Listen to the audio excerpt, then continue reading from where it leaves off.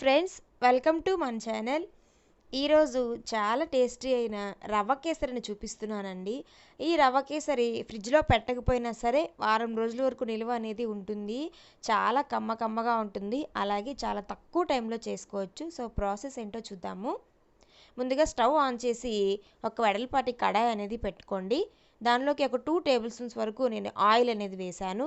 కొంచెం dry fruits add చేసుకోండి. నేను జీడిపప్పు, బాదం పప్పు, కిస్మిస్ అనేది యాడ్ చేశాను. మీకు నచ్చిన డ్రై ఫ్రూట్స్ మీరు యాడ్ చేసుకోవచ్చు. యాడ్ చేసుకొని కొంచెం బ్రౌన్ కలర్లోకి వచ్చాక తీసి పక్కన పెట్టుకోండి.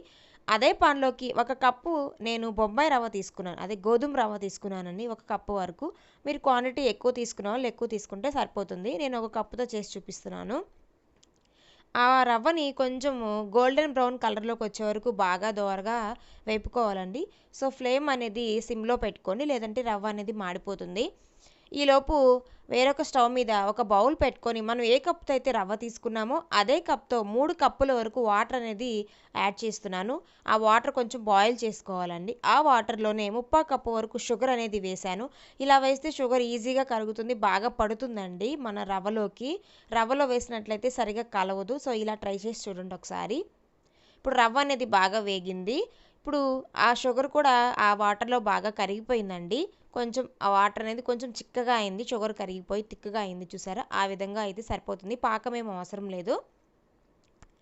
ఇప్పుడు ఆ షుగర్ వాటర్ని మనం తీసుకున్న రవ్వలోకి యాడ్ చేసుకోవాలి. చూసారా? ఆ విధంగా యాడ్ చేసుకోవాలండి. ఇలా షుగర్ని మిక్స్ చేసి వాటర్లో కలిపితే మొత్తం బాగా పడుతుంది కూడా రవ్వకి. చూసారా? కొంచెం దగ్గర పడనివ్వాలి. బాగా రవ్వ అనేది బాగా కుక్ అయ్యి కొంచెం దగ్గర పడనివ్వాలి. ఫ్లేమ్ అనేది సిమ్లోనే పెట్టుకోండి.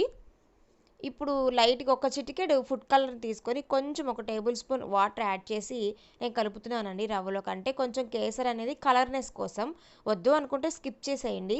సో కేసర్ అంటేనే కలర్గా ఉంటుంది కాబట్టి నేను కలర్ అనేది యాడ్ చేశాను. ఇప్పుడు ఒక 1 టేబుల్ స్పూన్ నెయ్యి అనేది వేశాను. ఎక్కువగా నెయ్యి తీసుకునే వాళ్ళు కొంచెం ఎక్కువనే వేసుకోండి, బాగుంటుంది టేస్ట్ అనేది. ఇప్పుడు నెయ్యి కొంచెం మెల్ట్ అవుతుంది. బాగా మిక్స్ చేసుకోండి నెయ్యి మొత్తానికి, కేసరి మొత్తానికి. చూసారా? ఆ విధంగా మనం తీసుకున్న డ్రై ఫ్రూట్స్ అనేది యాడ్ చేసుకోండి. అంతేనండి, కేసరి అనేది రెడీ అయిపోయింది. ఇప్పుడు సర్వ్ చేసుకోవచ్చు. ఇది అమ్మవారికి నైవేద్యంగా సమర్పించుకోవచ్చు. మనం ఎక్కడికైనా ట్రావెలింగ్కి వెళ్తున్నప్పుడు కూడా చేసి పెట్టుకోవచ్చండి. 2 డేస్ అయినా కూడా జర్నీలో పాడవద్దు, ఇలానే ఉంటుంది. సో నా ఛానల్ కనుక ఫస్ట్ టైం చూసినట్లయితే సబ్స్క్రైబ్ చేసుకోండి. Thanks for watching.